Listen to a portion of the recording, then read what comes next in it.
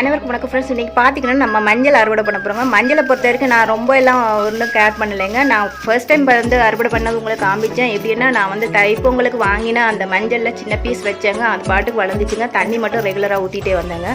அதை அறுவடை பண்ணதுக்கப்புறம் அந்த மண்ணில் சின்ன பீஸ் இருந்துச்சுங்க. அந்த விடுபட்ட பீஸில் வளர்ந்ததாங்க இப்போ எடுக்கிற 2 பாட்டுமே. 2 பாட்லேயும் மஞ்சள் வளர்ந்ததை பார்த்ததுமே நான் வேறு எந்த செடியுமே பிளான்ட் மாதிரில வைக்கலை, மஞ்சளையே விட்டுட்டேன். இப்போ பார்த்தீங்கன்னா 2 பாட்லேயுமே நல்லாவே மஞ்சள் விளைஞ்சிருக்குங்க. பாருங்கள் இவ்வளோன்னு.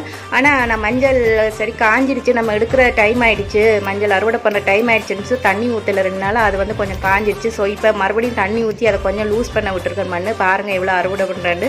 ஒரு பாட்டில் கொஞ்சம் கம்மியாக இருக்குது, இன்னொரு பாட்டில் பார்த்திங்கன்னா நிறையவே விளைஞ்சிருக்குங்க. எடுக்கிறது கொஞ்சம் கஷ்டமாக இருந்துச்சு. ஏன்னா பெரிய கிழங்கு அப்படியே ஜாயிண்ட்டாக அப்படியே வந்திருக்குங்க. உடைச்சி தாங்க எடுக்கிறேன். பாருங்கள் ரொம்ப சிரமப்பட்டு தான் மஞ்சள் எடுத்து நான் அப்படியே கழுவி போடுறேங்க. மறுபடியும் நம்ம கழுவிட்டு நம்ம ஒரு 10 to 15 மினிட்ஸ் தண்ணியில் கொதிக்க வச்சுட்டு சின்ன பீஸாக கட் பண்ணி காய வச்சுட்டோம்னா ஒரு 2 நாள் வெயில விட்டோம்னாலே மஞ்சள் ரெடி ஆயிடுங்க. அதுக்கப்புறம் நம்ம மிக்சியில் அடிச்சுக்கலாங்க.